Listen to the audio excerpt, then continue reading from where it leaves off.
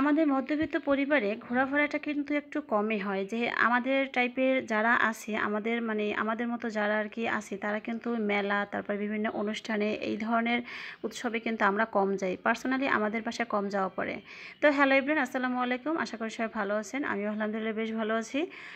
তো আজকে অনেক দিন পর একটা লং ভিডিও নিয়ে চলে আসছি। অনেক দিন ভিডিও দেই না, দিব দেওয়ার হয় না। তো যাই হোক, আজকে একটা ভিডিও দিচ্ছি। আপনারা সবাই আশা করি ভিডিওটির সঙ্গেই থাকবেন।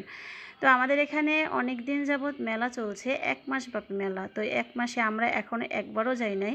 আমার মেয়ের পরীক্ষা ছিল, আর সত্যি কথা বলতে ও অতটা বায়নাও করে না যে নিয়ে যেতেই হবে। শুধু মেলা নিয়ে না, কোনো কিছু নিয়ে এতটা বায়না করে না।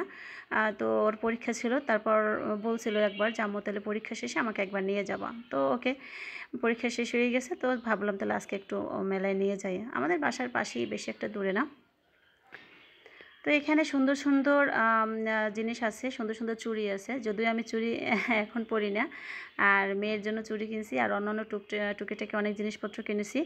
আর সত্যি কথা বলতে কি, মানে মেলায় কিন্তু অনেক আনকমন জিনিস পাওয়া যায়, অনেক ইউনিক ইউনিক জিনিস পাওয়া যায়, যেটা না সচরাচর আমরা কিন্তু দোকানে পাই না। অনেক অনেক জিনিস থাকে যেগুলো আমরা মানে আমরা চাই, কিন্তু আমাদের আশেপাশের দোকানে আমরা পাই না, কিন্তু ওই ধরনের জিনিস কিন্তু মেলায় অনেকটা ওঠে। ভিডিও অত ভালো করতে পারি নাই, যেহেতু বুঝিনি তো, আপনাদের ভাইয়া ছিল সাথে, আর তাকে নিয়ে আসলে এতটা ভিডিও করা সে পছন্দও করে না। তারপরও মানে যতটুকু সম্ভব করছি।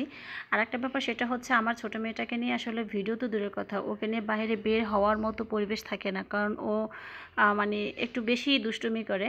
তো ওরে মানে ট্যাকেল দিয়ে রাখা, তারপর হচ্ছে ভিডিও করা অনেকটা টাফ হয়ে যায়, আর ওর বাবা তো ওরে রাখতেই পারে না। আমার বড় মেয়েটা চেষ্টা করে ওকে রাখার জন্য, কিন্তু না, ও আমার কাছেই আসবে। তারপরে ফাঁকে ফাঁকে যতটুকু সম্ভব একটু ভিডিও করেই নিছি, কারণ বাইরে তো আমরা নর্মালি ঘুরতে যাই না, যেহেতু মানে বের হইছি একটা ব্লগ, এটা আমরা আমার টাইপের যারা আছে সবাই কিন্তু এগুলো আমরা আসলে করি।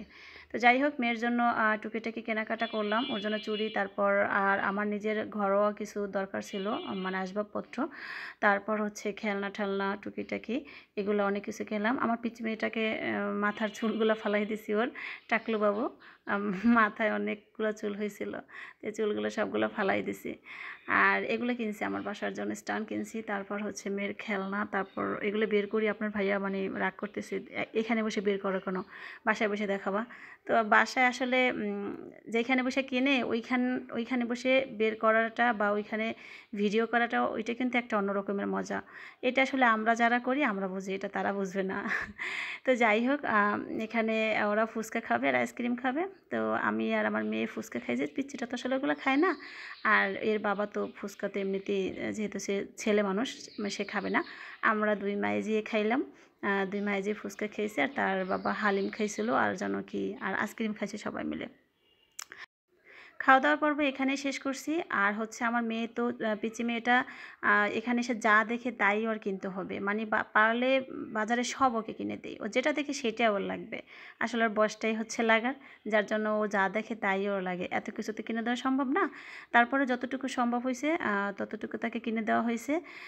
আর হচ্ছে বড় মেয়েটাকে যতটুকু সম্ভব কিনে দেওয়া হয়েছে। নর্মালি যেহেতু ঘোরাফেরা করা হয় না, যেহেতু নামলাম, এই জন্য যতটুকু সম্ভব তাদের চাহিদা পূরণ করে দিছি। তো আজকে এই পর্যন্তই, সবাই ভালো থাকবেন। আসসালামু আলাইকুম।